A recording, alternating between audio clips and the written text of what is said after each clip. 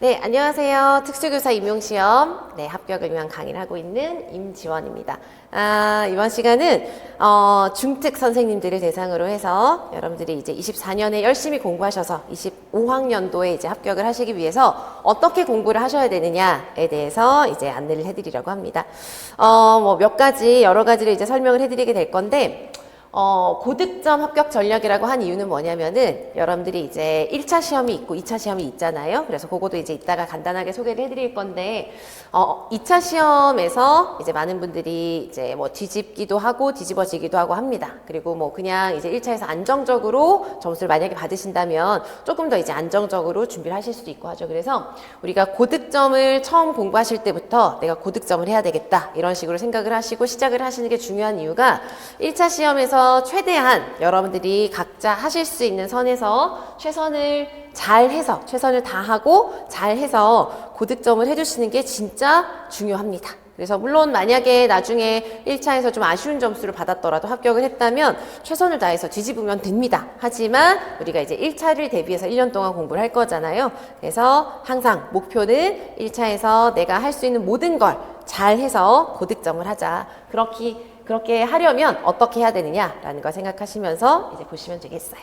그래서 이 시간에는 여러분 어떤 거에 대해서 이제 알려드릴 거냐면 먼저 시험 제도를 간단하게 보실 거예요. 그래서 완전히 처음 시험을 준비한다는 것에 전제를 하고요. 시험 제도 간단하게 이제 알려드리고 그리고 24학년도 올해 기출을 간단하게 한번 살펴볼 겁니다. 이걸 하는 이유는 여러분들이 이제 처음 공부하시거나 그러시면은 공부를 뭐 이런 걸 해야 된다는 건 이제 알겠지만 시험 문제를 한번 보시면 이런 식으로 문제가 나오는구나 라는 걸 보시면서 이렇게 나오니까 이런 부분이 좀 필요하겠구나 라는 감을 좀 잡으실 수도 있을 거예요. 그래서 간단하게 간략하게 한번 구경을 해보도록 하겠습니다. 24학년도 문제를. 그 다음은 제가 이렇게 해서 이제 과목별로 그리고 시기별로 그 다음에 우리가 보게 되는 시험 문제가 서답형인데 서답형에 기입형, 서술형, 논술형이 들어가거든요. 그래서 문제 유형별로 어떻게 전략을 세워야 되는지에 대해서 설명을 해드릴 거고요. 그리고 자료는 어떻게 활용을 할 수 있는지, 어떤 방법이 있는지, 스터디는 어떤 식으로 활용을 해야 되는지, 그리고 마지막으로 정말 고득점을 하기 위해서는 전체적으로 봤을 때 어떤 것이 가장 중요하고 중요한 팁들이 어떤 것들이 있는지를 살펴보도록 하겠습니다. 자, 그래서 먼저 이제 교원 임용시험 제도에 대해서 이제 보시면은요, 1차랑 2차가 있습니다. 그쵸? 그래서 1차도 2차도 각각 배점은 이제 100점씩이에요. 점수는. 그래서 1차 100점, 2차 100점 그렇게 되어 있습니다. 그래서 이제 먼저 1차를 보시면은요. 1차는 여러분 중특 같은 경우는 크게 이제 교육학 부분과 전공 부분으로 나뉘어지고요. 교육학이 몇 점인가요, 여러분? 20점이죠. 그래서 이거는 저랑 공부하시는 게 아니라 교육학, 뭐 각자 공부를 하시든 교육학 강의를 들으시든 하셔서 교육학을 보셔야 되고 뭐 시험 문제가 고시되어 있는 범위로 보자면 전 영역이 되는데 또 약간 제외되는 영역이나 이런 것들이 좀 이제 좀 덜 중요한 영역들이 있긴 하죠. 아무튼 교육학적인 지식과 그 지식을 바탕으로 논리적으로 이제 글을 쓰셔야 되는 교육학 부분이 20점입니다. 여기서 여러분들이 잘 유념하셔야 되는 건 이 부분은 사실 제가 자세하게 설명해 드릴 부분은 아닌데 여러분들이 꼭 알고 계셔야 되는 건 교육학은 여러분 이제 서답형 문항 중에서도 이제 어떤 형태냐면 논술입니다. 그러니까 논술이라고 하는 건 여러분들이 글을 쓰셔야 되는 거죠. 글. 그래서 이 교육학은 하루아침에 아무리 교육학적인 지식을 달달 외우고 물론 이제 외운 걸 그대로 쓰는 문제가 나오기도 하지만 그래도 체계적으로 서본결에 갖추어서 글을 잘 쓰려면 기본적인 작문 능력, 글을 쓸 수 있는 능력이 있어야 됩니다. 그래서 교육학을 공부하는 것도 중요하지만 내가 서본결에 맞추어서 체계적인 글쓰기를 할 수 있어야 된다. 그래야 이제 20점을 받으실 수 있으니까요. 그러려면은 이게 여러분 되게 글은 이제 유초 같은 경우는 교직 논술을 쓰고 하는데 중특은 이제 교육학 논술을 쓰잖아요. 이게 개인 편차가 좀 있습니다. 그래서 우리가 글을 막 쓰거나 하는 글을 쓸 기회가 그렇게 많지 않다 보니까 시험을 위해서 갑자기 글을 쓰려고 할 때 막 너무 막막하고 그다음에 문장 쓰는 것 자체 오류가 막 생기고 비문이 생기고 그럴 수가 있어요. 근데 그러면 안 되겠죠. 그래서 이건 개인 편차가 또 있고 개인마다 사정이 다르기 때문에 내가 생각했을 때 내가 교육학 공부도 중요하지만 기본적인 글쓰기나 작문 능력이 좀 부족하다. 그걸 좀 해본 적이 없어서 좀 막막하다. 그러면 그런 부분도 따로 계획을 해서 꼭 챙겨두시기 바랍니다. 그렇게 해야 훨씬 수월하게 교육학 논술을 잘 쓰실 수 있을 거예요. 아무튼 이 부분은 여러분 교육학 강의 등을 활용해서 보시게 될 건데 참고하셨으면 좋겠고요. 그리고 80점이 바로 우리 전공입니다. 그래서 우리 전공에서 여러분 시험 문제의 직접적인 유형은 전공 A, B가 있어요. 그래서 전공 A, B가 각각 40점이겠죠? 그래서 전공 A 40점, 전공 B 40점 이렇게 해서 있고요. 여기에서 이제 지금 뒤에서도 이제 문제 유형별로 그 전략을 보시기도 할 거잖아요. 거기에 앞서서 이제 시험 제도를 보는 거니까 1차 시험 같은 경우는 우리가 이제 시험 문제가 무슨 형이라고 하냐면은 우리 보통 이렇게 얘기하는 거 들어보셨죠? 서답형이다 이렇게 얘기를 합니다. 서답형. 서답형이라고 해요. 그럼 서답형이 뭐냐? 서술형 이런 게 들어가는 것 같은데 서술형만 들어가는 게 아니에요. 서답형이 이제 형식적으로 들어가는 게 뭐가 있냐면 기입형. 기입형은 어떤 거냐면 간단하게 뭐 괄호 안에 들어가는 말을 쓰세요. 이거의 전략의 명칭을 쓰세요. 이런 식으로 간단한 용어나 명칭이나 뭐 내용 이런 걸 간단하게 쓰는 걸 기입형이라고 해요. 그 다음이 뭐가 있냐면 서술형. 서술형은 문장으로 쓰시는 겁니다. 한두 문장으로. 그래서 서술이니까 서술해야 되겠죠? 그 다음에 뭐가 들어가냐면 논술형이 들어가는 거예요. 그래서 서답형에는 이렇게 세 가지가 들어가요. 그리고 우리가 좀 전에 봤던 교육학 논술이 바로 무슨 형이겠어요? 논술형이 되는 거죠. 그죠? 그래서 우리가 지금 보는 이 전공 80점에 들어가는 전공 내용에 대한 문제는 논술형 문제 없어요. 몇 년 전까지는 우리 전공에도 논술형 문항 10점짜리가 하나 있었는데 그거 없어졌거든요. 그래서 우리가 전공 80점에 들어가는 전공 문제 A, B에 40점, 40점 있는 문제는 이제 문항이 이제 뭐 여러 가지가 11문제, 13문제 이런 식으로 되어 있는데 그건 전부 다 기입형과 서술형입니다. 기입형, 서술형. 이해되시겠죠? 그래서 기입형과 서술형으로 된 전공 문제를 여러분들이 이제 푸시게 되는 겁니다. 그러면 이 전공이라고 하는 부분에는 어떤 내용이 들어가느냐, 어떤 과목이 들어가느냐. 여기 보시면 전공에는 제일 중요한 거, 특수교육학. 이게 우리 전공 문제 중에서 거의 뭐 비중이 한 80% 이상이라고 생각하시면 돼요. 그래서 중등 특수 선생님들은 그냥 뭐 다 중요하죠. 특수교육 과정도 봐야 되고 법도 봐야 되고 다 중요한데 제일 중요한 게 특수교육학을 전반적으로 골고루 넓게 깊게 보시는 게 중요합니다. 특수교육학. 그리고 특수교육 교육과정. 이게 이제 사실 좀 솔직히 말씀을 드리면 초등 특수 선생님에 비하자면 중등 특수 선생님들이 교육과정 공부하는 거 사실 할만해요. 할만하지만 또 교육과정이라는 게 사실 재미도 없고 단순 암기 영역이고 하다 보니까 어떻게 하면은 덜 볼 수 있을까? 어떻게 하면 줄일 수 있을까? 아주 많이도 고민을 하시는데 저는 이제 물론 그럴 수 있어요. 왜냐하면 볼 게 많고 하다 보니까. 그러나 그냥 마음을 비우시고 특수교육 과정이 분명히 배점이 있어요. 그냥 고시문에 보면은 배점이 있기 때문에 틀림없이 나옵니다. 그래서 여기에서 점수를 잃으면 너무 아까워요. 외우면 맞출 수 있기 때문에. 그래서 여러분들 이거 분명히 나온다고 생각을 하시고 암기를 잘 해주시기 바랍니다. 그리고 특수교육법 이런 것들을 포함을 해서 이게 이제 주된 내용은 거의 대부분은 특수교육학에서 나오지만 특수교육과정 분명히 나오고 교육과정 분명히 나오고 법 문제도 이제 거의 이제 조금씩 나오고 있습니다. 그래서 전공에서는 이런 내용들을 다루게 됩니다. 그래서 1차 시험은 이렇게 구성되어 있는 거예요. 자, 그 다음에 1차 시험을 봤어요. 그러면 지금 이제 2차 시즌이죠. 그래서 24학년도 올해 시험을 보신 선생님들은 지금 2차 준비를 발표 전이지만 하고 계십니다. 그래서 여러분 요거도 이제 우리는 이제 내년에 1차 시험을 보실 거고 아직 많이 남은 얘기지만 꼭 기억해 두셔야 되는 거는 매년 그런 분이 계시거든요. 1차 시험을 다 보고 나면 매년 그래요. 막 올해는 좀 더 문제가 좀 그래가지고 아무튼 말이 많고 했었고 다들 불안해하고 하시지만 어쨌든 매년 어떤 분이 계시냐면 1차 시험을 보고 났는데 내가 생각한 것보다 기대한 것보다 너무 잘 못 본 거죠. 그래서 그것을 생각하면서 안 되지 않을까 2차 준비 안 해야지 그리고 손 놓고 있다가 막상 발표 날 내가 합격을 한 거예요. 그럼 그때 막 준비하려고 하면 여기 나와 있는 과목들 요런 게 이것도 마찬가지로 막 하루아침에 벼락치게 한다고 쉽게 되지 않고 그리고 그때 발표가 나서 막 준비하려고 하면 너무 불안하고 너무 압박이 심하고 막 그렇거든요. 그래서 여러분 기억해 주실 건 여러분들 내년에 1차 시험 보시고 한 며칠만 쉬시고 바로 발표 전에 1차는 그냥 덮어두시고 무조건 2차 준비하시는 거예요. 그래서 그거 이제 기억해 주시고요. 그럼 2차 시험은 뭐냐? 1차 시험은 우리가 열심히 공부해서 써서 이제 점수를 받으려고 하는 시험 유형이라면 2차는 열심히 공부한 걸 말로, 행동으로 보여주는 과정이라고 보시면 됩니다. 그래서 그럼 어떻게 보여주냐? 뭘로 보여주느냐? 심층 면접을 보고 수업 능력 평가를 하고, 여기서 말하는 수업 능력 평가는 여러분 사실 이제 두 가지로 나뉘어질 수가 있어요. 두 가지 정도로 크게 나뉘어질 수가 있는데요. 이게 뭐냐면 우리 이제 수업 실현한다 그러죠. 수업 실현. 이거는 이제 주어진 시간 동안 주어진 문제를 가지고 수업 실현을 실제로 수업을 하는 거예요. 그 다음에 이거는 지역별로 달라요. 2차는 여러분 1차는 공통인데 2차는 지역별로 전형이 다 다릅니다. 그래서 이제 있는 데도 있고 없는 데도 있는데 경기를 치자면 수업 나눔이라는 게 있어요. 수업 나눔 등. 이거는 뭐 있는 지역 같은 경우는 명칭이 조금씩 다르긴 한데요. 경기에 수업 나눔이 있어요. 그래서 수업 능력 평가에서 거의 이제 전국적으로 공통적으로 하는 건 수업 실현이고요. 수업 실현 다음에 경기 같은 경우에 수업 나눔인데 이건 뭐냐면 내가 방금 15분, 20분 동안 수업을 했죠. 그러면 이제 평가관들이 그 내가 한 수업에 대한 질문을 하는 거예요. 뭐 예를 들어서 그 수업에서 학생들에게 긍정적으로 중재하기 위해서 어떤 노력을 했느냐. 그 수업에서 방금 당신이 한 수업에서 당신의 선생님의 교직관이 드러난 부분이 뭐가 있느냐, 뭐 이런 식으로 좀 전문적인 그 수업에 대한 자신의 뭐 태도라던가 행동이라던가 뭐 이런 여러 가지들을 묻습니다. 그거에 대해서 답변하는 게 들어가요.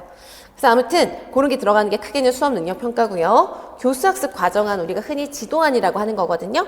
여기에 이제 작성하는 게 들어가는 지역도 있고 아닌 지역도 있어요. 그래서 제가 지금 여기에다가 과목으로 써드린 거는 그냥 전국 공통으로 이런 걸 본다라는 거고요. 지역별로 반드시 여러분 반드시 이제 2차 같은 경우는 내가 응시한 지역의 공고문을 보고 준비하셔야 돼요. 다 다르기 때문에. 그래서 이런 걸 아무튼 한다라는 거 알아두시고 대비하시기 바랍니다. 지금 공고문 얘기가 나왔는데 여러분 1차도 지금 막 당장 어느 지역을 봐야지라는 걸 결정하지 않으셨을 수도 있지만 그래도 대략 내가 살고 있는 지역, 살고 싶은 지역 이런 데가 있잖아요. 그래서 지금 이제 공부를 본격적으로 시작하기에 앞서서 뭐 대략적으로는 알 수 있지만 그래도 공고문을 한번 보시면 내가 이런 시험을 볼 거구나라는 걸 더 정확하게 파악하실 수가 있고 그러면은 전략을 세우기도 훨씬 수월하실 거예요. 그래서 이제 시간 나시면 교육청 가면은 지역별 교육청에 다 있습니다. 그래서 이제 공고문을 한 번씩 꼭 확인해 보시는 것도 좀 더 정확하게 구체적으로 내가 볼 시험에 대해서 파악하는데 도움이 되실 수가 있을 거예요. 이해되시겠죠? 그래서 1차 시험, 2차 시험 요런 거다라는 거 알아두시고 이제 지금부터 쭉 이제 전략적으로 설명해 드릴 거는 1차에 초점을 두고 앞으로 우리가 1차를 어떻게 하면 잘 볼 것인가 라는 걸 이제 설명해 드릴 거예요. 그럼 이제 다음으로 넘어가서 이제 이런 시험인데요. 우선 전략적으로 이런 방법이 있다라는 걸 알려드리기 전에 올해 기출문제를 한번 구경해 보도록 하겠습니다.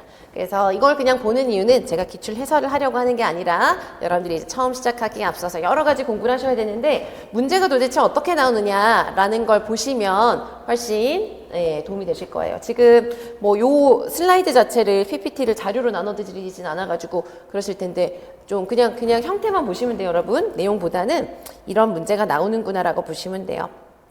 그래서 중등은 제가 앞에서 말씀드렸지만 우리 전공에 있는 건 기입형이랑 서술형이 있다고 했잖아요. 그래서 요 1번 문제가 기입형의 예시입니다. 그래서 여기 보시면은 배점이 여러분 보이시나요? 여기 2점이거든요. 2점. 2점짜리는 기입형이에요. 그래서 기입형은 여기에서 문제가 요구하는 거에 따라서 정확한 용어를 쓰는 문제입니다. 그래서 예를 들면 이런 식으로 나오는 거예요. 기업과 니은에 해당하는 활동에 뭐를 써라?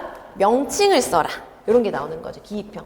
그리고 뭐 수업 시수를 써라. 이런 건 거의 다 이건 또 총론, 교육과정에서 나온 거기 때문에 암기 영역입니다. 근데 뭐 꼭 특수교육학에서 암기 영역이 아니더라도 이렇게 명칭을 쓰라던가 아니면 용어를 쓰라던가 이런 식으로 주로 나오는 게 기입형 문제가 되겠어요. 그래서 이런 기입형 같은 경우는 문제가 어떤 부분에 뭘 쓰라고 하는지 보시고 그리고 기입형이든 서술형이든 시험 문제, 지금의 우리가 봐야 되는 시험 문제는 단순하게 그냥 이걸 써라라고 직접적으로 묻지 않고요. 다 무엇을 통해서 물어보냐면 상황을 통해서 물어봅니다. 상황.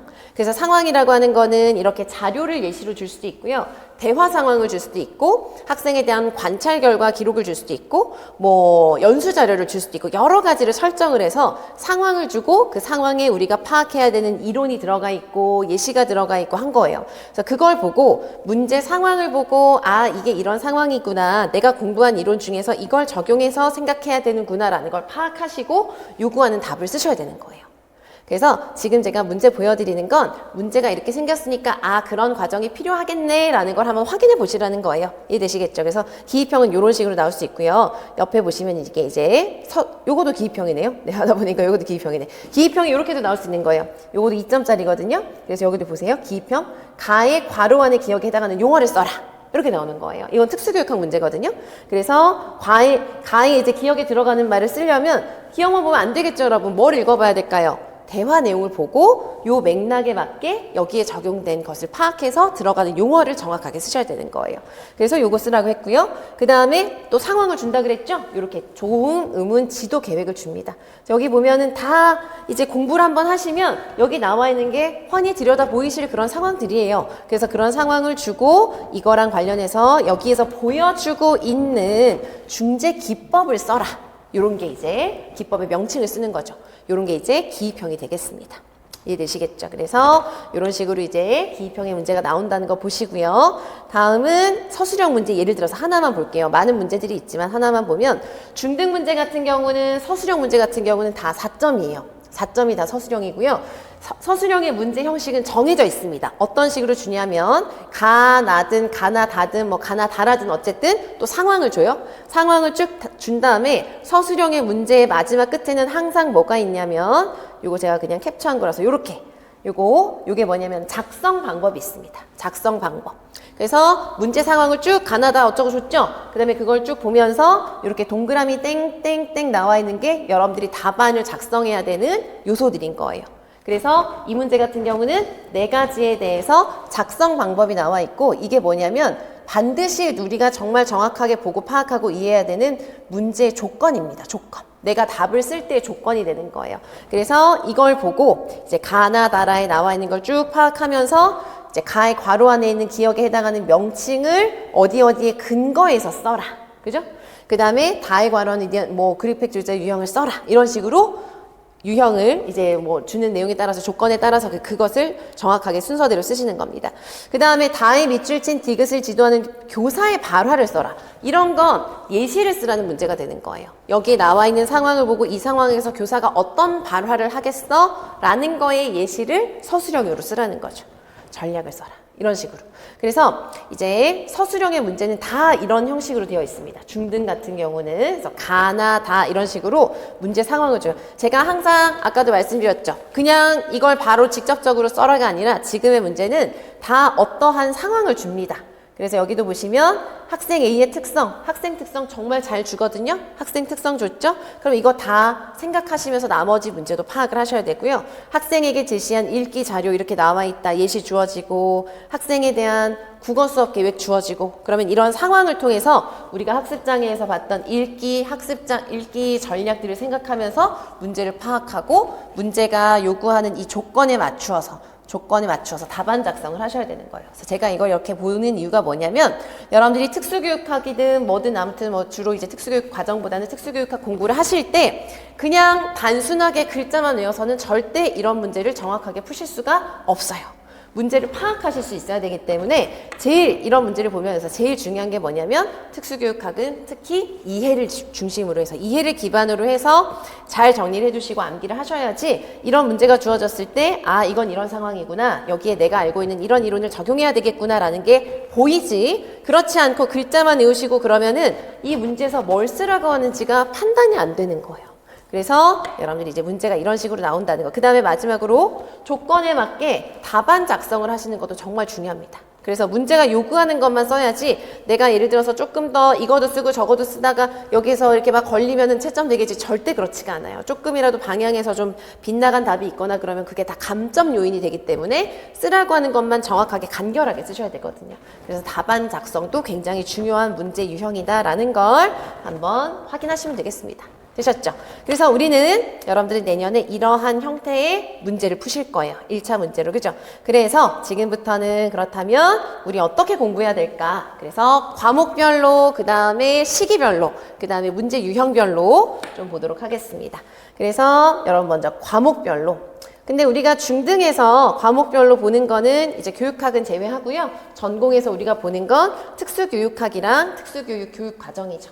그래서 우리가 가장 중요한 두 개의 과목이 이제 특수교육학이랑 특수교육 교육과정인데 거의 80~90%의 비중은 특수교육학에 있다고 말씀을 드렸죠. 그래서 뭐 이게 가장 중요하지만 특수교육 교육과정도 어쨌든 절대 버리시면 안 됩니다. 중등선생님들. 근데 이 둘을 제가 이렇게 나누어서 설명해 드리는 이유는 뭘까요? 둘의 공부 방법이 아주 다르기 때문입니다. 둘은 완전히 다르게 접근을 하시는 거예요. 그래서 먼저 특수교육학을 보시면은요, 여러분 요 그림 보시면 바로 아시겠지만 특수교육학은 어떤 식으로 보시든 제일 먼저 뭐를 기반으로 해야 되느냐? 이해를 먼저 기반으로 하셔야 됩니다. 이해. 그냥 우리가 볼 게 굉장히 많아요. 아주 방대한 양을 쭉 보셔야 되는데 그걸 하나하나 이해하고 넘어가려고 하면 중간에 막 어려워지고 시간이 오래 걸리고 그러면은 막 포기를 하시기도 하고 모르겠다 그냥 외워버리자 이러기도 하고 그러시거든요. 근데 그러다 보면 나중에 결국 외우고는 있지만 무슨 내용인지 모르고 그러면 적용하지 못하고 그러실 수가 있습니다. 그래서 처음에 조금 시간이 오래 걸리고 하더라도 다른 사람이 무엇을 하고 있느냐 이런 건 정말 신경 쓰지 마시고 내 속도에 맞추어서 꼼꼼하게 차근차근 먼저 이해를 하시면서 그걸 바탕으로 정리를 하시는 게 정말 중요합니다. 그래서 여러분들 이 과정이 사람에 따라서 이해력과 학습 속도와 이런 게 다 다르기 때문에 어떤 사람은 정말 빠르게 2~3달 만에 다 이 과정을 거칠 수도 있지만 뭐 상반기 내내 이걸 하고 있을 수도 있어요. 그래도 괜찮아요. 한 번을 하더라도 제대로 이해하고 넘어가는 게 중요하다. 여러분 근데 우리가 한 번 무언가를 보고 글을 보고 아니면 내용을 보고 이해했다고 해서 그걸 다 기억하지 못하잖아요. 그래서 다음에 또 이해하고 넘어갔는데 다음에 생각이 안 나요. 그건 정말 아무 상관이 없습니다. 근데 우리가 여러분 알아두셔야 되는 건 우리가 한 번이라도 정말 제대로 내 머릿속으로 이해를 하고 넘어가잖아요. 그럼 이해한 거 자체가 퇴행하지는 않아요. 그러니까 여러분 이해한 것 자체가 없어지지 않습니다. 잘 이해를 해두면 내가 스스로 생각하고 납득하고 해서 이해를 해두면 그거 자체가 기억이 안 날 수는 있지만 암기가 안 될 수는 있지만 이해한 것 자체가 없어지진 않는다는 거예요. 그래서 다시 한번 반복해서 볼 때는 조금 더 빠르게 이해하고 넘어갈 수 있고 또 조금 더 빨라지고 이렇게 될 수 있어요. 그래서 이해가 그만큼 중요하다는 거. 이해가 왜 중요하냐? 이해를 잘하면 여러분 결국 우리는 특수교육학에서도 중요한 키워드는 암기를 해야 되는데 이해를 잘 해두고 암기하는 것과 이해를 하지 않고 무작정 외우는 건 정말 너무나 효율성에 있어서도 너무나 큰 차이가 있습니다. 아무것도 별로 생각하지 않고 그냥 외워버리자 하고 외우면은 그냥 의미 없이 외우는 거기 때문에 훨씬 오래 걸리고 그냥 다 까먹고 그럴 수가 있지만 이런 내용이니까 이 하위에 이런 내용이 있고 이런 뜻이니까 이렇게 연결되겠구나 라고 생각을 하고 이해를 하면서 납득해 가면서 그러니까 보면 내가 외우려고 하지 않아도 외워지는 게 정말 많아요. 그래서 이해를 하시면 여러모로 이해를 하시면 효과적으로 효율적으로 공부를 하실 수 있을 뿐만 아니라 결국 시험 문제를 잘 풀고 고득점을 하려면 이해 없이는 어렵다. 이해되시겠죠? 그래서 이해를 해야 우리가 아까 본 문제처럼 적용을 할 수 있고요. 이해를 해야 이 문제가 내가 알고 있는 이론 중에서 이런 걸 강조해서 문제를 냈구나라고 파악을 하고 답안 작성을 하실 수가 있습니다. 그래서 이해가 가장 중요하고요. 이해를 했으면 그 다음은 이제 정리를 하셔야 돼요. 그럼 여기서 말한 정리가 뭐냐면 여러분 요거도 특학은 여러분 계획하실 때 뭘 생각하셔야 되냐면 자료 정리를 말하는 거예요. 그냥 뭐 내 마음속으로 정리하고 내 머릿속으로만 정리하고 이게 아니라 뭔가 가시화해서 정리를 하시는 게 필요합니다. 자료 정리. 이 자료 정리 방법도 뒤에서 간단하게 말씀을 드릴 건데 자료 정리는 뭐 사람에 따라 뭐 스타일에 따라 성향에 따라 여러 가지 방법이 있습니다. 그래서 내가 무슨 방법으로든 한 가지를 딱 체계적으로 결정을 해서 내가 이해한 내용을 차곡차곡 정리를 해 나가셔야 돼요. 그래서 이걸 가지고 반복을 하면서 끝까지 갖고 가시는 거예요. 그래서 이 자료 정리를 하는 과정이 또 보면은 서브를 한다거나 단권화를 한다거나 그러면 자료 정리하는 것 자체가 엄청 오래 걸립니다. 누구나 그래요. 근데 그때도 여러분들이 의심을 많이 하세요. 내가 이렇게 자료 정리를 하는 것 자체가 너무 시간만 잡아먹는 것 같고 지금 딴 거도 막 보고 해야 되는데 어떡하지? 근데 여러분들이 자료 정리를 할 때도 예를 들어서 남의 걸 그냥 무작정 생각 없이 베끼기만 한다던가 생각 없이 타이핑만 한다던가 그런 게 아니라 내가 생각을 해서 한번 읽어보고 중요한 거 정리하고 하는 식으로 계속 하시면 그 과정 자체가 학습이 돼요. 그러니까 그럴 때도 너무 조급해하지 마시고요. 조급해하지 마시고 자료 정리를 꾸준히 하면서 내 자료를 여러분들이 이제 앞으로 계속 외우고 보고 할 자료를 만들어 가시는 게 중요합니다. 이해를 기반으로 해서 그런 다음에는 내가 정리한 자료에서 중요한 키워드를 암기하시는 거예요. 그래서 이해를 기반으로 정리한 것을 암기하시는 거다. 이렇게 생각하시면 되겠습니다. 그리고 나서는 이제 문제를 풀어보면서 적용을 해보고 그리고 아까 본 것처럼 작성 방법에 나와 있는 조건에 맞게 작성을 하시는 거죠. 그런데 답안 작성도 여러분 개별적으로 잘 보셔야 되는 게 뭐냐면 답안 작성은 무슨 문제든 제일 중요한 어떤 문제든 답안 작성에 제일 중요한 건 뭐냐면 간결하게 장황하게 막 줄줄 느려 쓰거나 반복적으로 쓰거나 이런 건 진짜 좋은 답안이 될 수가 없고요. 그리고 여러분이 시험 보시러 가시면 답안지 양식이 주어지잖아요. 거기에 칸안에 써야지 칸안에 넘어가는 건 절대 채점에서 아예 제외가 됩니다. 그래서 분량 안에서 내가 요구하는 걸 간결하게 정확하게 쓰실 수 있어야 되는데 이게 또 이제 우리가 해보지 않으면 좀 어려울 수가 있어요. 그래서 여러분들이 이제 이거에 대해서 좀 뭔가 연습이 필요한 건 아닌지 그런 걸 잘 보시면서 내가 공부하는 계획 안에 답안 작성에 대한 것도 포함을 시켜서 보시는 게 필요하실 수가 있습니다. 아무튼 특수교육학은 이해하고 그걸 바탕으로 해서 정리하고 그걸 가지고 외우고 이런 과정들이 매우 중요합니다. 그래서 쉽지가 않아요. 오래 걸리고 하지만 가장 중요하고 그죠? 그래서 이런 과정이 있다는 거 보시고 남의 어떤 뭐 합격생이 있다던가 나랑 스터디하는 친구 중에 되게 잘해 보이는 사람이 있어서 보니까 막 좋아 보이는 이런 거 정말 무의미하니까 그런 거에 기준을 두지 마시고요. 내가 공부하는 타입, 내가 공부가 잘 되는 방식, 나의 학습 속도 이런 것들을 생각하시면서 어떤 정도의 비중을 두고 어떻게 공부를 할 것인지 잘 한번 계획을 해보시기 바래요. 자, 그래서 특수교육학을 보셨어요. 근데 옆에 보시면 특수교육 교육과정 얘는 좀 다르죠. 단순합니다. 여러분 이거는 그냥 뭐 구조파, 답안 작성 이런 거 제가 그냥 써놨는데요. 여기에서 그냥 제일 중요한 건 여러분 뭘까요, 여러분? 이건 그냥 암기입니다, 암기. 특수교육 교육과정은 우리 아까 기출문제에서도 첫 번째 보시면서 이제 첫 번째 기입형 예시로 이제 보셨는데 거기에도 있었는데 22년 교육과정 총론 어디에 근거해서 써라. 이렇게 물어요. 그래서 교육과정은 여러분 진짜 암기입니다. 암기.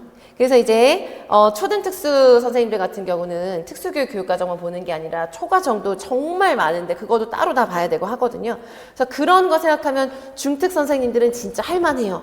이해되시겠죠? 그렇지만 어렵다는 건 압니다. 하지만 지금 여러분 아직 시작 전이잖아요. 앞으로 거의 뭐 10개월 가까이 특수교육 교육과정 정말 내가 마음만 먹으면 완벽하게 하실 수가 있어요.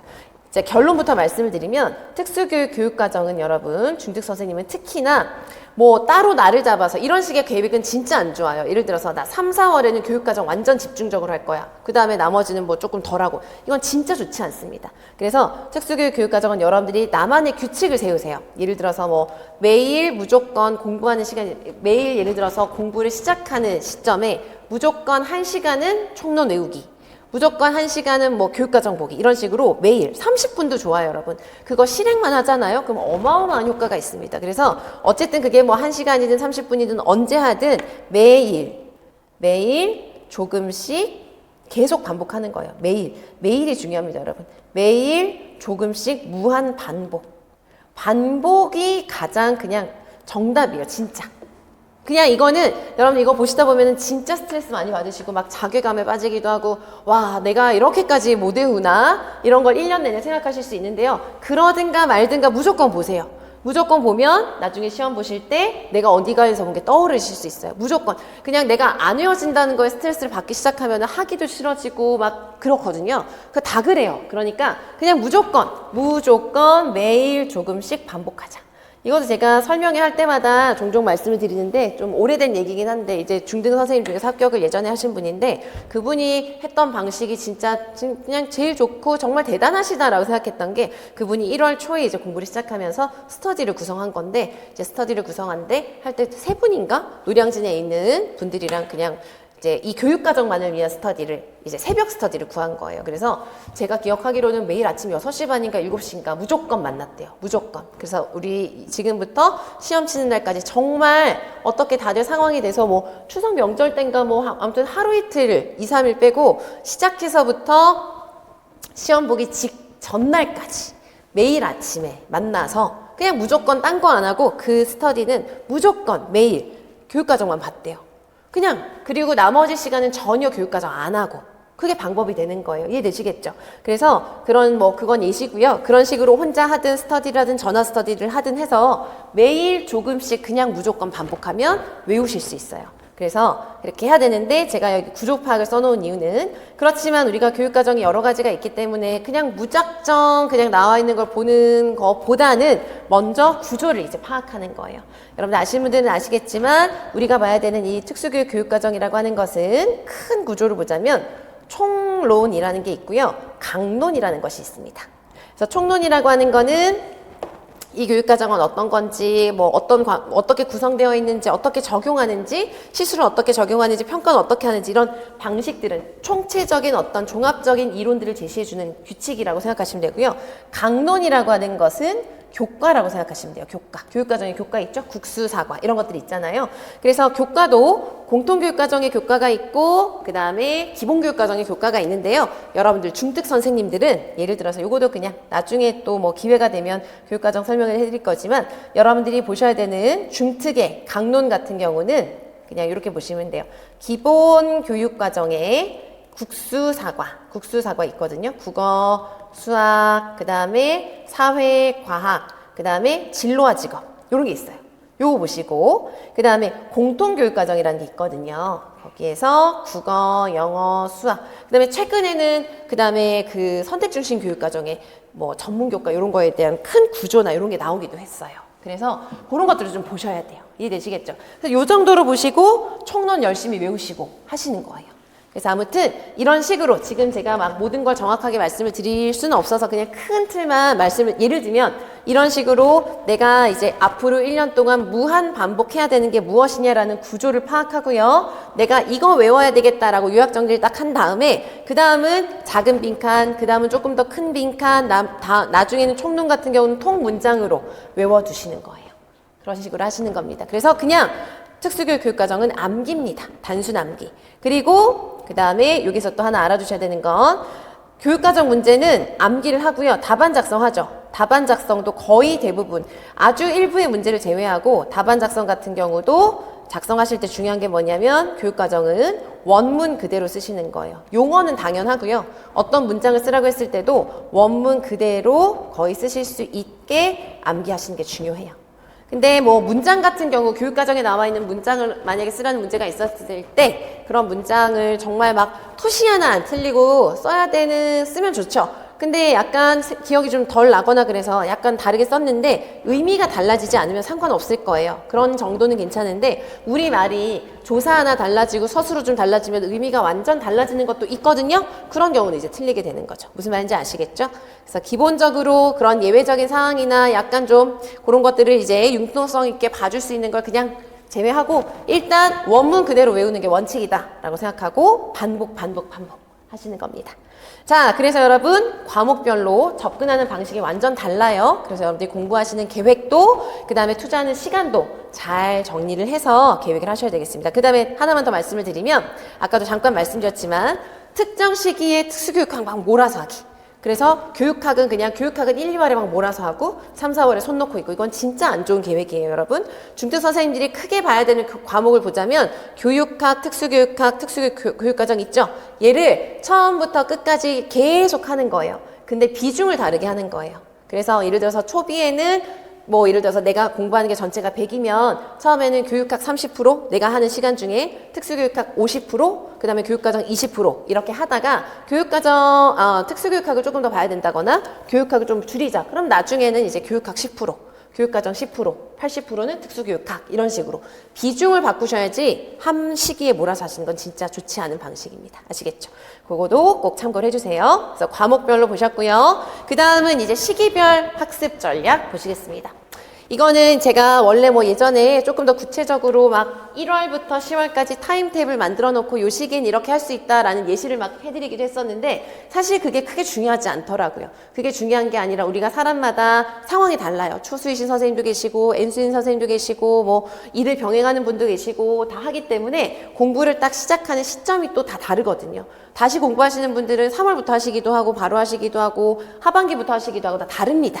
그래서 그거는 그게 막 몇 월에 뭘 하고 이건 진짜 중요하지 않고 개인사가 너무 크기 때문에 중요하지 않아요. 그래서 제가 지금 여기에서 말씀드리려고 하는 거는 이제 흐름이라고 생각하시면 되겠어요. 흐름. 우리가 기본적으로 어떠한 시험을 보기 위해서 어떠한 한 부분에 대해서 공부를 할 때 기본적으로 이런 절차대로 하는 게 가장 효과적이다라는 건데 그냥 사실 당연한 얘기들이기도 합니다. 제일 먼저 뭘 해야 될까요, 여러분? 당연히 우리가 문제를 풀려면 알아야 되니까 기본 이론 정리를 해야 되겠죠. 제일 먼저. 그래서 이게 사실 기출문제도 정말 중요한 자료인데요. 기출문제를 보는 눈을 기르기 위해서는 기본 이론에 대한 이해가 없으면 될 수가 없어요. 그래서 제일 먼저 기본 이론을 하는 거예요. 그리고 기본 이론을 우리가 이제 뭐 저 같은 경우, 제가 하는 강의 같은 경우는 1, 3월에 한단 말이죠. 그렇다고 해서 끝! 그게 아니에요. 기본 이론은 1, 3월에 제대로 한번 다 봐두고 그 봐둔 걸 앞으로의 모든 과정에서 계속 반복할 수밖에 없어요. 이론을 적용하다 보니까. 그래서 그 기본 이론은 기출 분석을 할 때든 아니면 다른 뭐 문제풀이나 답안 작성 연습을 하거나 실전 훈련을 할 때든 다 반복을 하게 여러분들이 생각을 하셔야 되고 반복을 하시게 되어 있습니다. 그래서 기본 이론이라고 하는 건 정말 모든 시험의 가장 말 그대로 기본이다. 그리고 한번 제대로 쭉 해놓고 그 다음 모든 과정에서 계속 반복적으로 다루게 되어야 한다. 라는 거 알아주세요. 그 다음은 기본 이론이 어느 정도 이제 좀 정리가 되었으면 이제 문제를 풀 수 있게 됩니다. 그러면 다 외우진 않았더라도 내가 뭐 찾아보면서 해도 되고 뭐 생각하면서 해도 되고 기출을 보시는 거죠. 여러분 기출 문제가 뭐 사실 올해 특히 중등 문제 같은 경우는 타당도가 누가 봐도 이거는 좀 타당도가 낮은 문제 같다라는 문제도 좀 있기도 했고 뭐 사실 좀 그래요. 뭐 그런 것들은 뭐 늘 있는 것이고 뭐 심할 때도 있고 좀 덜할 때도 있고 한데 그래도 이러니 저러니 해도 우리는 기출을 버리고 생각할 수가 없어요. 그래서 기본 이론을 바탕으로 해서 기출 문제는 정말 제일 중요한 자료다라고 볼 수밖에 없습니다. 그래서 기출 분석을 이제 한번 제대로 시작하시게 되잖아요. 그러면 기출을 한번 시작해서 시험 치기 전날까지 기출은 그냥 계속 보시는 거예요. 그런데 기출을 보실 때 늘 똑같은 방식으로 그냥 눈으로 익혀두고 외우라는 게 아니기 때문에 기출도 여러분 정말 한 문제를 가지고 정말 몇 시간을 볼 수도 있을 만큼 기출을 볼 수 있는 방식이 다양하게 있습니다. 그래서 그런 여러 가지 방법을 생각하셔서 기출 분석을 하고 기출을 보다 보면은 내가 좀 어려워하는 이론이라던가 좀 모르겠는 이론이라던가 이런 게 나오면 좀 또 추가적으로 심화 이론 정리를 하신다던가 좀 더 깊게 좀 공부하신다던가 그럴 수가 있죠. 그래서 지금까지 말씀드린 이게 정말 그냥 단순하지만 제일 중요한 필수. 이건 진짜 필수. 근데 그 다음은 여러분 여기 뭐 예를 들어서 이제 보시면은 문제풀이 하는 거, 답안 작성 훈련하는 거, 실전 훈련하는 거 이게 사실 정말 다 중요합니다.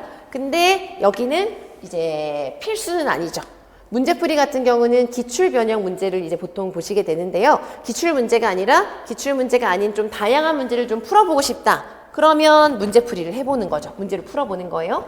답안 작성 훈련 사실 너무너무 중요한데 어떤 분들은 답안 작성을 원래 잘하시는 분들도 계세요. 그러면 이건 생략할 수 있죠. 근데 내가 답안 작성이 좀 취약하다, 어렵다 그러면 이것도 꼭 고려를 하셔야 되는 과정이라고 생각을 해요. 왜냐하면은 내가 아무리 외우고 있고 아무리 열심히 공부를 해도 결국 답을 잘 쓰지 못해서 제출할 때 막 이렇게 막 너무 어지럽게 너무 맞지 않게 답안 작성을 해버리면 열심히 공부한 걸 보여주기가 어렵습니다. 그래서 간결하게 정확하게 답안 작성하는 훈련이 만약에 내가 스스로 좀 어렵다 그러면 훈련이 필요하다 그러면 꼭 실제처럼 써보는 연습을 하시는 게 필요해요.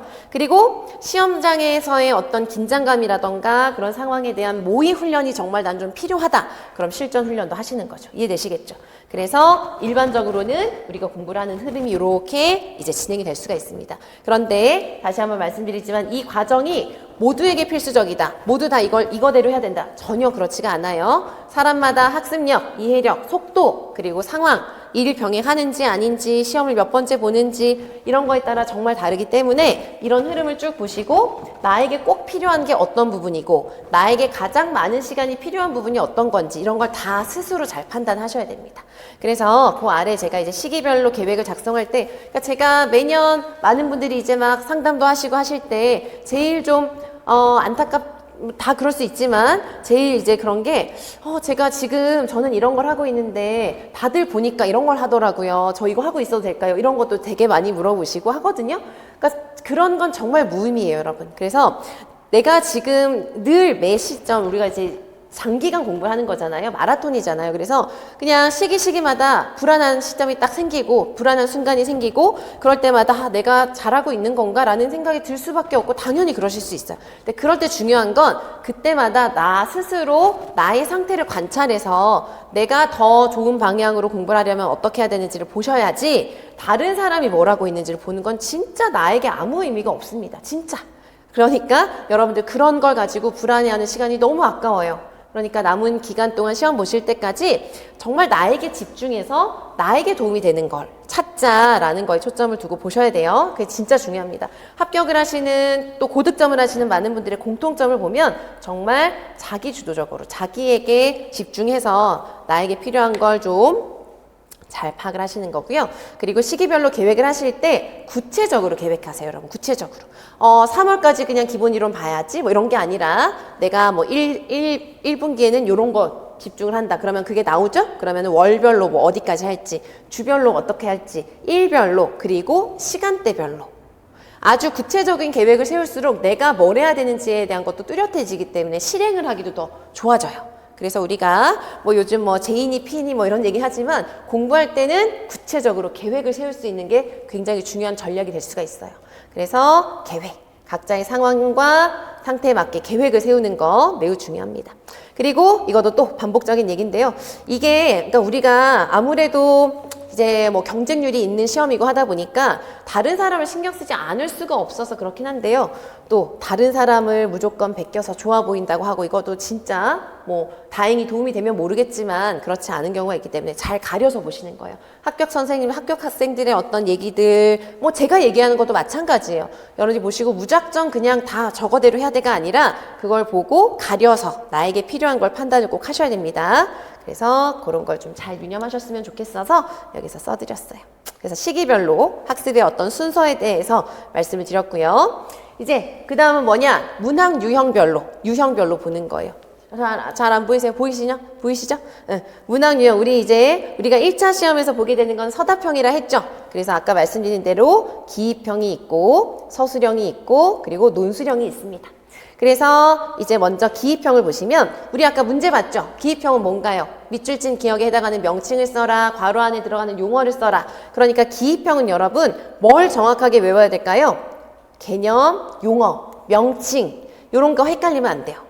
근데 우리가 그렇다고 제가 이걸 보여드리는 이유가 뭐 기입형 공부하는 시간 뭐 아니면은 3월에는 기입형 대비 이런 거 전혀 아니고요. 다 똑같은 공부예요. 그런데 이런 문제 유형에 따라 내가 답을 쓸 때 좀 다르다는 거죠. 보는 그 부분들이. 그래서 기입형에서 은근히 여러분 기입형이 A에서 8점, 그 다음에 B에서 4점에서 12점이거든요. 근데 기입형에 대한 문제는, 기입형 문제는 대부분 보면 그렇게 어렵지 않아요, 난이도가. 근데 중등 선생님들이 시험 보고 나오셔서 보시면은 기입형에서 실수를 많이 하시는 거예요. 그게 왜? 용어를 조금 막 애매하게 외웠다던가 명칭이 헷갈린다던가 그래서 실수하시는 경우가 되게 많습니다. 그래서 기입형은 실수하기가 되게 좋아요. 그러니까 정확하게 그러니까 막 다 특수교육학에 있는 뭐 이론서 다 달달 외우자 이게 아니라 우리가 이론을 공부하다 보면 주요 용어와 주요 명칭들이나 이런 내용들이 있어요. 그런 건 정확하게 이해하고 정확하게 기억해두자. 이렇게 기입형은 그게 중요합니다. 자, 그 다음 서술형이 어려운데요. 서술형은 우리 아까 봤었지만 가나다 다 상황을 줘. 문제마다 상황을 주고 그 상황이 뭔지를 파악해야 돼요. 그래야 문제가 뭘 쓰라는 건지를 알 수가 있거든요. 그래서 문제 상황을 파악해야 되고요. 조건 너무너무 중요합니다. 우리가 예를 들어서 서술형은 뭐 이런저런 뭐 많은 것들을 쓰라고 하는데 뭐 예를 들어서 기역부터 리을까지 뭐 중에서 틀린 거 2가지 고르고 이유를 써라. 이유를 쓰라고 했을 때 틀린 거에 대한 이유를 쓰는 것도 여러 가지가 있는데요. 뭐 가에 제시되어 있는 학생 특성에 근거해서 이유를 써라. 그럴 수도 있고, 그 다음에 뭐 특수교육 법에 근거해서 틀린 걸 뭐 고쳐라. 그럴 수도 있고, 다 문제마다 주는 조건이 다르기 때문에 똑같은 내용에 대한 걸 묻는 문제여도 조건을 어떻게 주는지에 따라 그 답안의 키워드는 다 다릅니다. 이해되시겠죠? 그래서 서술형에 대한 답을 잘 쓰고 정말 문제가 요구하는 거에 딱 맞게 해서 점수를 높게 받으려면 문제를 정말 파악하는 게 진짜 중요해요. 정확하게 파악하는 게 먼저 선행이 되어야 가능한 거겠죠. 그래서 먼저 파악하고 그 문제가 요구하는 키워드 쓰기. 키워드라는 게 여러분 우리가 이론 공부할 때 키워드가 있어요. 근데 그 키워드는 이론적인 내용을 설명하는 핵심 키워드고요. 문항마다 문제가 요구하는 상황과 조건이 다 다르기 때문에 문제마다의 키워드는 또 따로 있습니다. 문제마다. 그걸 파악해서 그것만을 포함해서 간결하게 답안 작성을 할 수 있어야 돼요.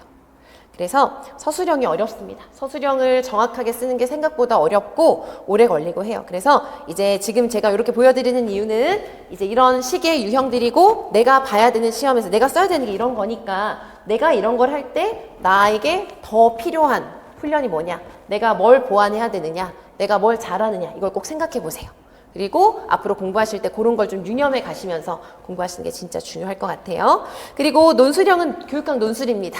그래서 이제 교육학 논술은 이제 교육학 공부하시면서 보시면 되고, 논술형은 우리가 이제 전공할 때 제가 하는 건 아니어서 뭐 길게 말씀드릴 건 없지만, 논술은 여러분 체계가 진짜 첫 번째요. 체계. 여기서 말하는 체계는 뭐냐면은 서본결입니다. 서본결. 서론, 본론, 결론의 논리적인 체계에 맞게 글을 완성해서 쓰는 게 중요하기 때문에 글을 작성하는 거에 대한 것을 내가 어떻게 할 수 있을까라는 걸 먼저 좀 보시고, 기초적인 어떤 작문 능력이라던가 이런 걸 좀 갖춰두고 교육학 공부를 하시는 게 좋지 않을까, 이런 생각이 들어요. 아무튼 그거 참고하시고요. 그래서 유형별로 우리가 이제 요구되는 능력들이 다르니까 그걸 좀 반영해서 공부하자. 이해되시겠죠? 그래서 뭐 사실 이제 뭐 그러면 전략이 뭐냐, 기입형이든 서술형이든 문제가 요구하는 걸 정확하게 파악해야 되니까, 그래서 답은 하나입니다. 우리가 특수교육학 공부를 할 때는 이해를 중심으로 하셔야 된다는 거. 정말 그거는 그냥 뭐 언제나 적용되고 강조되는 너무 중요한 이제 방향이에요. 자, 그래서 여러분 지금 제가 이제 과목별로, 그 다음에 시기별로, 그 다음에 유형별로 이렇게 어떤 전략이 있을지 좀 봤어요. 자, 뭘 보실 거냐면 지금부터는 자료 활용하는 방법. 이거도 여러분들이 공부를 시작하기에 앞서서 계획하실 때 결정하셔야 됩니다. 그리고 이 부분을 사람에 따라 다른데요. 좀 나 스스로 나는 이렇게 공부하는 게 좀 맞아 라는 게 좀 명확하고 뚜렷하신 분들은 별로 이제 고민 없이 하시기도 하는데, 좀 내가 예를 들어서 좀 아주 본격적으로 공부를 해본 경험이 좀 없다던가 좀 막막하신 분들은 이걸로 또 엄청 고민을 하시기도 해요. 어떻게 해야 될지 몰라서. 그래서 이걸 잘 생각해 보시고, 아주 중요합니다, 여러분. 왜냐면은 자료를 정리하는 과정 자체가 나에게 공부가 되는 시간이기 때문에 나에게 맞지 않은 방식으로 한다거나 그냥 남이 하는 걸 가지고 와서 그냥 보기만 한다거나 이런 건 너무 시간이 아깝고, 그런 지금 우리는 시간과의 싸움이기도 하기 때문에 정말 나에게 주어진 시간 동안 나에게 의미 있게 공부하는 시간이 될 수 있도록 하려면 어떤 자료 정리 방법이 나에게 맞을까, 이걸 진짜 잘 생각해 보시고 결정하시고 하세요. 제가 그냥 간단하게 알아보시라고 사진을 해놨는데, 첫 번째는 그냥 뭘까요, 여러분? 요 두 개 다 지금 뭘 만드는 거를 가지고 이제 제가 이제 사진을 해놓은 거냐면 서브노트 정리할 수 있어요. 그죠? 특수교육학 기준으로 말씀을 드리면 서브노트는 뭐죠, 여러분? 요약 노트 만드는 거예요. 우리 학교 다닐 때 막 정리하고 이랬던 것처럼 서브를 하는 건데, 서브를 할 때도 이렇게 손으로 쓰시는 분들도 가끔 있어요. 요즘은 거의 안 계시고 거의 대부분은 이렇게 타이핑을 하십니다. 타이핑. 그래서 양이 워낙 많고 하다 보니까 손으로 다 일일이 쓰는 게 너무 오래 걸릴 수가 있으니까 뭐 하시겠는데, 여전히 어떤 분들은 나는 보고 내가 생각해서 손으로 써가면서 하는 게 오래 걸리지만, 오래 걸리는 만큼 더 오래 생각하게 되죠? 그래서 난 그게 더 맞아. 그런 분들도 계세요. 그럼 손으로 정리하시면 돼요. 근데 아니다, 난 정말 체질에 맞지 않는다, 정리 잘 못하겠다, 그러면 타이핑을 하시기도 합니다. 그래서 우리가 특수교육학을 기준으로 봤을 때 자료를 정리한 거, 이해한 거를 그냥 넘어가면 안 돼요. 뭔가 가시화된 자료를 만들어야 된다고 했잖아요. 그래서 자료를 이제 정리하는 첫 번째 방식, 대표적인 방식 중에 하나가 서브노트를 만드는 겁니다. 그 다음에 또 하나는 뭐냐면, 제가 책을 이렇게 쌓아놓은 사진을 썼는데, 요거도 많이 사용을 하시는 방법이에요. 요건 뭐냐면, 여러분들 각자 이론 공부하실 때 기준이 되는 수험서가 있을 거예요. 그쵸? 그래서 교재가 있죠. 그러면 그 교재를 가지고 단권화라는 걸 하실 수가 있어요. 단권화라는 건 뭐냐면, 보통 우리가 이 방식 어떤 걸 말하냐면은, 만약에 몇 교재가 있으면 이론 교재, 몇 교재 한 권에 내가 앞으로 시험 칠 때까지 봐야 되는 모든 내용을 다 모으는 거예요. 그래서 몇 교재에다가 중요한 거 표시하고, 몇 교재에 없으면 추가적으로 포스트잇 한다거나 기출에 대한 거 뭐 메모한다거나 해서 몇 교재 하나에 내가 봐야 되는 특수교육학에 대한 내용을 다 모으는 방식으로 정리를 쭉 한 다음에, 뭐 다양한 방식으로 하죠. 뭐 스티커도 붙이고 뭐도 하고 해서 다양한 방식으로 한 다음에 그걸 계속 반복해서 보는 방식이 있습니다. 그러니까 좀 요약해서 말씀을 드리면, 서브노트는 우리가 봐야 되는 내용을 좀 요약 정리하는 거라고 생각하시면 되고요. 단권화는 책에 나와 있는 걸 계속 반복해서 보는 거니까 요약 정리를 하는 게 아니라 계속 그걸 전체적으로 많이 읽어보시게 되는 게 이제 그런 방법이 될 수가 있는데, 이건 또 장단점이 있습니다. 서브노트 같은 경우는 내가 직접 만든다는 가정하에 내가 그 서브노트를 만들 때 생각해야 되는 건 어떤 내용에 대해서 뭐 예를 들어서 협력 교수에 대한 교수에 대해서 정리를 한다면 여기에서 정말 이거는 꼭 써야 되겠다, 정리해야 되겠다라는 것만 판단을 해서 쓰게 되거든요. 그럼 그걸 읽고 제일 중요한 게 이거겠구나라고 판단하고 그 다음에 또 옮겨서 정리하고 하는 과정 자체가 머릿속에서 좀 정리가 되는 과정이 될 수가 있어요. 그거 자체가 학습이 되는 거예요. 그런 이제 좋은 점이 있고 단권화 같은 경우는 이제 다 설명이 되어 있는 거에 표시를 하고 뭐 이제 나중에는 한눈에 잘 들어올 수 있게 일정하게 일관된 색깔로 뭐 노란색은 뭐고 파란색은 뭐고 이런 식으로 많이 하시거든요. 그러다가 이제 표시를 쭉 해놓고 나중에는 어떤 날은 노란색만 쭉 넘겨서 보고 예를 들어서 기출에 나왔던 노란색만 쭉 넘겨서 보고 어떨 때는 기출에 나오지 않았지만 내가 잘 모르는 걸 빨간색으로 표시해놨다. 어떤 날은 그것만 쭉 보고 이런 식으로 효과적으로 하실 수도 있으면서도 단권화는 어쨌든 책을 통째로 보는 거니까 내가 어떤 특정 부분을 보다가도 주변 설명이 좀 필요하면 그때그때 주변 설명을 같이 읽어볼 수 있기 때문에 전체적인 맥락을 놓치지 않고 계속 반복할 수 있다는 장점이 있는 것 같아요.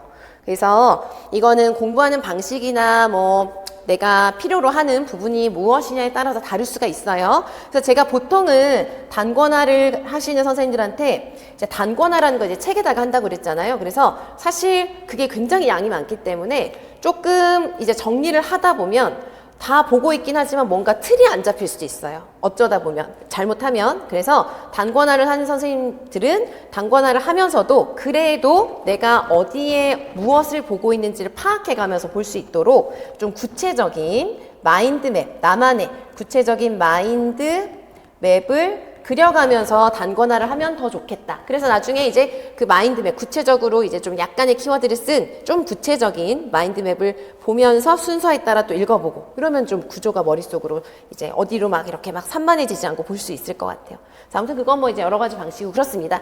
그래서 여러분 자료를 정리하는 방식은 서브노트든 단권화든 이런 방법들이 있다. 그래서 여러분들 반드시 내가 공부하기에 앞서서 내가 특수교육학에 대해서 어떤 식으로 정리할 것인지는 결정을 하셔야 되고 무엇이든 자료 정리를 하면서 보셔야 됩니다. 그냥 이렇게 보고 강의 듣고 그냥 이러고 넘어가시면 안 돼요. 뭔가를 남겨놓으시고 그걸 나중에 보면서 또 보완하시고 하는 거예요. 그래서 먼저 결정하실 때 내가 가장 효과적으로 나에게 효과적인 방법이 무엇이냐라는 거 꼭 생각하시고요. 그 자료 정리를 하면 그걸 여러분들이 시험 당일까지 쭉 활용할 수 있도록 해야 됩니다. 물론 하면서 그걸 다시 수정하고 더 압축하고 하는 과정이 있을 거예요. 그러나 그 압축하는 자료의 기반이 되는 자료를 처음부터 만들어 가는 거기 때문에 내가 시험까지 쭉 이어져 가는 자료다라고 생각하시면서 이제 볼 수 있는 자료 방식이 뭘까, 장기적으로 활용할 수 있는 방식이 뭘까를 스스로의 어떤 성향과 방식을 잘 생각하셔서 보시기 바라고요. 내가 만약에 이제 자료 정리하는 것 자체가 여러분 너무 긴 과정이고 오래 걸리다 보니까 이걸 하는 과정에서도 진짜 많은 분들이 아 이거대로 해도 될까? 이거 지금 나한테 안 맞는 거 아닐까라는 고민도 진짜 사이사이에 계속 많이 하시거든요. 그 중간중간에 그런 고비 같은 게 왔을 때 생각을 해보시는 거예요. 그냥 단순히 너무 힘들어서 이런 게 아니라 내가 봤는데 아 이렇게 하는 건 진짜 나한테 별로 공부가 안 되는 방식인 것 같다. 그럼 어떻게 해야 될까요, 여러분? 바로 바꾸셔야 돼요. 그럴 때 막 우리가 공부를 하는 긴 과정이 있는데 막 그때그때마다 막 누가 이런다고 해서 바꾸고 이러시라는 건 전혀 아니고 그러시면 안 되지만 어떤 순간이 됐는데 이건 좀 진짜 방향이 나한테 안 맞는 것 같다. 그럴 땐 빠르게 수정하고 개선해서 방법을 찾으셔야 됩니다. 이해되시겠죠? 그런 그 순간순간 매번에 계속 이제 막 교체하고 바꾸고 보완하고 하는 그런 것들이 많으실 거예요. 공부하시는 과정에서. 그럴 때 잘 생각하셔서 고칠 건 빠르게 고치고 유지할 건 계속 유지하고 그런 걸 판단을 잘 하셔야 됩니다. 되셨죠? 그래서 자료 정리 방법 꼭 결정해서 계획 세우시고요. 그 다음에 스터디는 정말 많은 분들이 진짜 많이 하세요. 진짜 정말 다양한 스터디를 아주 많이 하시죠. 뭐 생활 스터디도 하시고 기상 스터디도 하시고 점자 정말 거의 다 하시는 것 같고 뭐 정말 아주 많은 스터디를 하시고 합니다. 그런데 이제 아무튼 결론부터 말씀을 드리면 이것도 마찬가지로 스터디는 절대 필수가 아니다. 필수가 아닌 선택이다라는 것도 항상 생각하세요. 이건 진짜 사람마다 달라요. 정말. 이것도 제가 아까 유특 시간에도 또 말씀드리고 했었는데요. 매년 1차, 2차는 그리고 진짜 90% 이상은 스터디를 하시는 편인데 2차에서도 스터디를 전혀 안 하시고 최종 합격하시는 분들이 진짜 늘 계세요. 소수지만. 그래서 스터디라는 게 내가 스스로 하지 못할 부분이 있을 것 같아서 도움을 받기 위한 수단으로 보통을 하는 것이기 때문에 여러분들이 막 많은 대다수가 스터디를 한다고 해서 나는 스터디하는 게 도저히 안 맞는 것 같고 막 그렇게 사람들이랑 스케줄 맞춰가면서 하고 막 이렇게 하는 것 자체가 나한테 안 맞고 별로 도움 안 되는 것 같은데 안 하려니 불안하고 이래서 하는 스터디는 진짜 별로 도움 안 되실 거예요. 그래서 스터디는 이제 내가 스스로 공부하는 과정에서 스스로 하기에는 조금 좀 부족하다던가 아니면 스터디라면 또 좋은 점이 뭐냐면 내가 뭔가 강제적으로 할 수밖에 없어요. 그쵸? 약속 지켜야 되니까.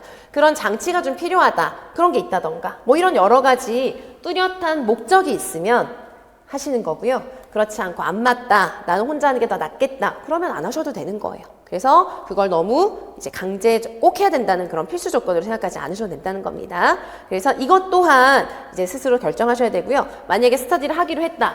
해야 될 부분들이 보인다 그러면 내가 스터디를 하는 나의 목적이 뚜렷해야 되고 그걸 자기 주도적으로 결정하셔야 돼요. 그래서 그냥 이렇게 하자 그랬는데 저분이 저렇게 하는 것 같고 저분이 좀 많이 아는 것 같고 저렇게 하자는 대로 해야 돼.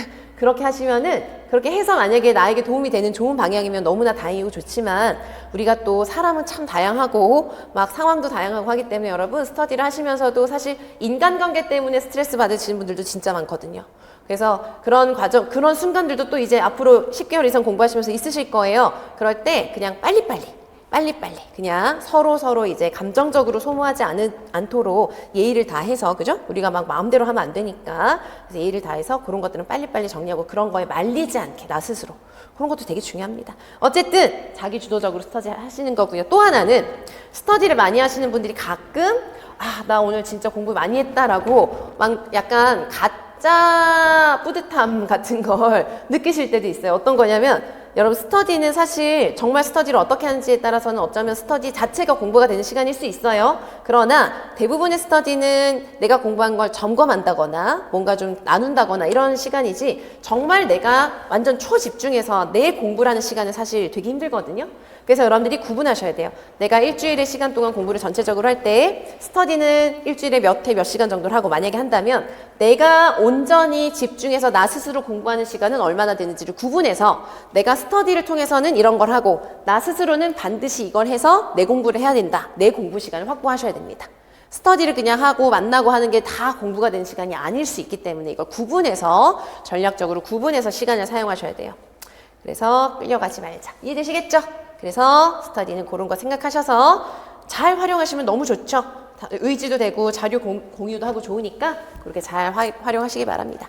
자, 그래서 우리 이제 보려고 하는 그런 여러 가지 그 주제별로 전략들은 다 보셨고 마지막으로 우리가 이제 이걸 다 본 이유가 1차 시험을 일단 정말 최선을 다해서 내가 할 수 있는 최선의 노력과 능력을 다 발휘해서 고득점을 하자 이거잖아요. 그렇죠? 그래서 여러 가지를 말씀드렸는데 제가 아주 단연간 오랫동안 합격하시는 분, 특히 고득점 하시는 분, 수석, 차석 하시는 분은 사실 우리 수석, 차석 안 해도 되죠. 합격만 하면 되긴 하지만 어쨌든 그래도 1년 내내 이렇게 꿋꿋하게 공부 잘하시고 이렇게 꾸준히 하시고 잘하고 못하고를 떠나서 꾸준히 하시고 합격을 결국 하시는 많은 분들의 공통점을 또 생각을 해보니까 이런 건 정말 필수적이다라는 게 이제 나오더라고요. 그래서 첫 번째는 여러분 우리 모두 나는 이 공부를 어디까지 내가 지금 이제 주어진 시간이 10개월이 있고 하잖아요. 주어진 상황에서 나는 어떤 공부를 이 정도의 선까지 하겠다 라는 뚜렷하고 확고한 나의 목표가 있어야 됩니다.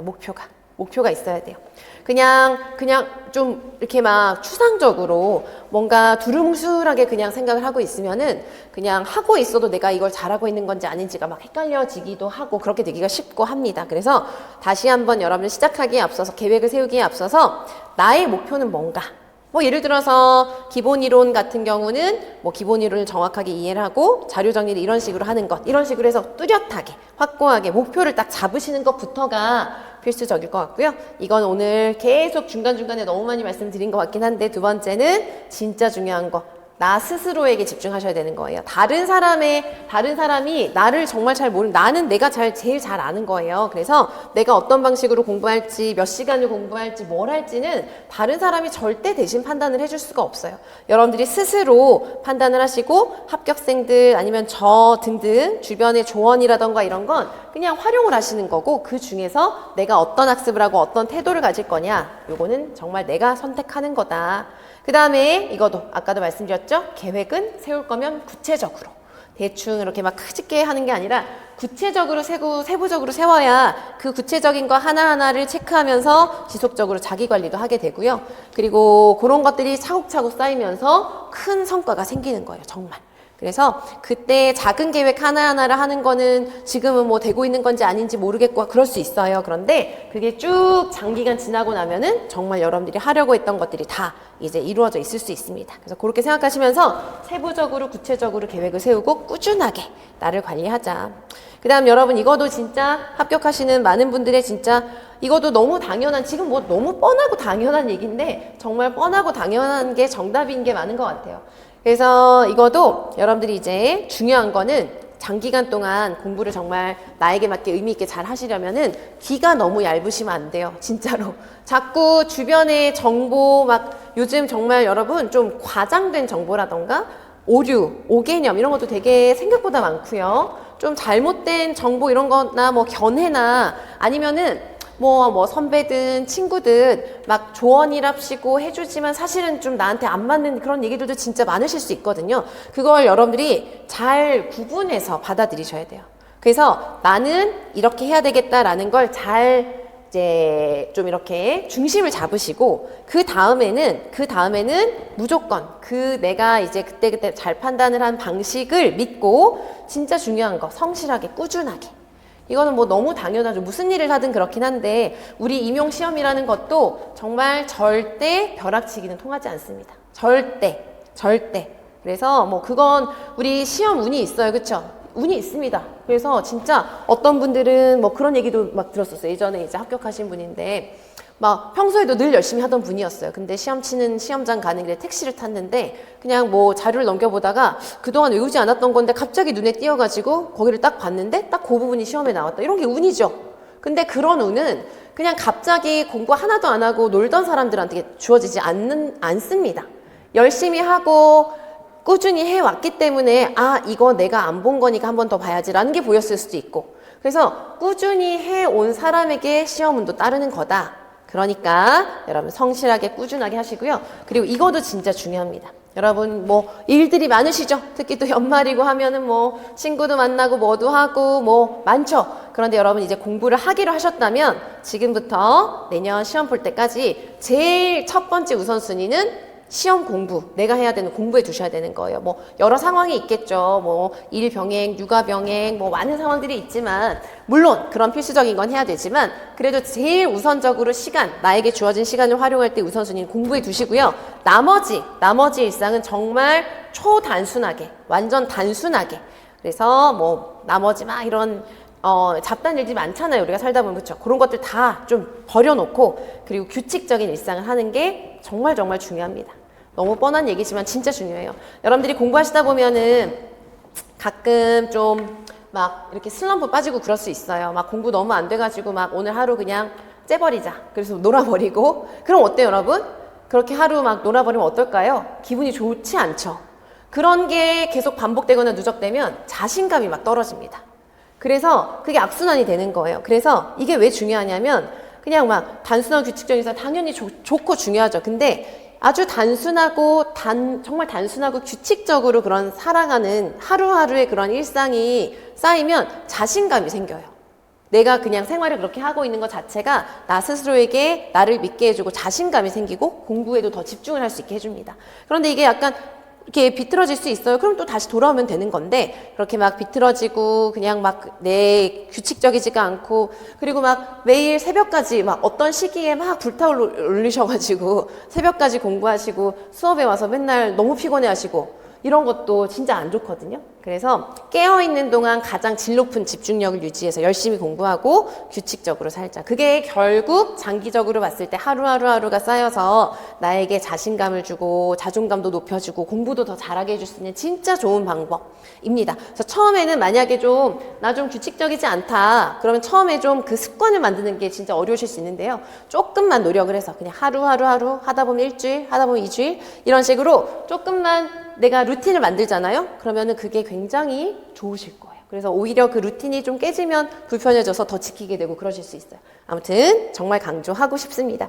자, 그 다음에 마지막으로 필수는 체력 관리도 진짜 하셔야 돼요. 우리가 정말 관리할 게 많다, 그죠? 공부도 해야 되는데 관리할 게 진짜 많아요. 근데 너무 중요해요.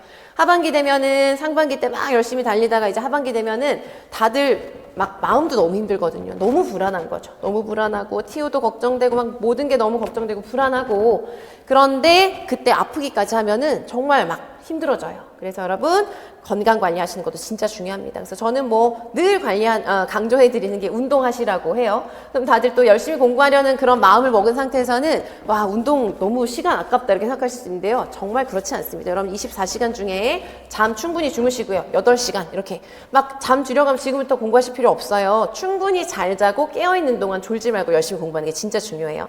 그리고 하루에 1-2시간 정도 꾸준하게 어떤 운동이든 뭐 걷든 뭘 하든 운동하시는 게 체력에 마인드에 진짜 도움이 됩니다. 그래서 이것도 되게 많이 물어보시는 게 운동을 몇 월까지 할까요? 라고 하시는 그런 질문도 진짜 많이 하시는데 저는 사실 그 운동을 하는 시간 자체가 우리가 막 24시간 외우고 있을 수 없거든요. 공부를 할 수가 없기 때문에 24시간 중에서 일부 시간은 잘 자고 그 중에서 뭐 1시간 정도 시험 막바지라면 1시간 정도 내가 머리 비우면서 운동에 집중하는 것 자체가 우리의 뇌에도 저는 좋다고 생각을 해요. 그래서 마지막에 진짜 막 쫓기는 시간이 아니라면 그냥 끝까지 운동을 하시는 것도 괜찮고 아니면 9월 말 뭐 한 달 전 정도까지 꾸준히 운동하시는 건 진짜 도움이 되실 거예요. 아무튼 그렇습니다, 여러분. 그래서 고득점 하려면 이런 게 중요하다라는 거 다시 한번 강조해 드렸어요. 그 다음에 요거는 이제 성공적인 수험생활 팁, 요거 계속 제가 지금 계속 이제 안내해 드리면서 했던 얘기들입니다. 그래서 뭐 이것저것 있는데 오늘 이렇게 자료를 안 드려서 요거 나중에 영상 올라갈 때 요 PPT, PDF 자료 같이 올려드릴게요. 필요하시면 나중에 보세요. 같이 보시고 뭐 그런 거요 열심히 하자. 그래서 나 주도적으로 열심히 하자 좀 반복된 얘기인데 다시 한번 이제 써드렸습니다. 그래서 그렇게 보시고 여러분 모두 제가 이제 전반적으로 이제 시험 준비하시기에 앞서서 꼭 알고 계셔야 되는 거 그리고 이제 그러니까 이게 진짜 중요한 게 여러분 방향을 잘 잡으시고 방법을 잘 선택하시는 게 진짜 중요합니다. 똑같이 주어진 시간 동안 나에게 안 맞는 방향으로 잘못된 방식으로 공부하시면 진짜 고생은 고생대로 하고 시간 쓰고 돈 쓰고 마음은 더 힘들어지고 그러시면 안 되잖아요. 그래서 진짜 내가 정말 방향 잘 잡고 나에게 맞는 방법 잘 찾아서 진짜 알차게 의미 있게 진짜 효과적으로 공부 좀 해보자. 이렇게 생각을 하시고 계획을 하셨으면 좋겠고 모두 25년 이 영상을 보시고 오늘 오신 선생님들 다 최종 합격 꼭 하시길 응원하고 기원을 하겠습니다. 그리고 마지막으로 이제 저와 관련을 해서 뭐 수강 신청, 강의 아니면 교재 이런 거랑 관련된 건 여러분 방문각에다가 문의를 하시는 게 빠르고 정확한 답변을 얻으실 수 있고요. 제 카페가 있습니다. 다음에. 그래서 다음 카페 이제 나중에 이거는 이제 수강생 대상으로 등업해드리고 있어서 나중에 등업 받으시고 하시면 이제 질문 남기시면 되고 요건 카톡 아이디 그 다음에 뭐 인스타도 있고 유튜브도 우선 개설해 놨어요. 그래서 조금씩 도움이 되실 만한 거라던가 이런 거 이제 앞으로 좀 해보려고 합니다. 그래서 참고해 주시고 필요한 거 있으시거나 상담 필요하시거나 그러면은 요 여러 경로로 연락을 주시면 되겠습니다. 자, 그래서 중등특수 선생님을 대상으로 한 고득점 합격 전략은 여기까지 설명을 해드리도록 하겠습니다. 감사합니다.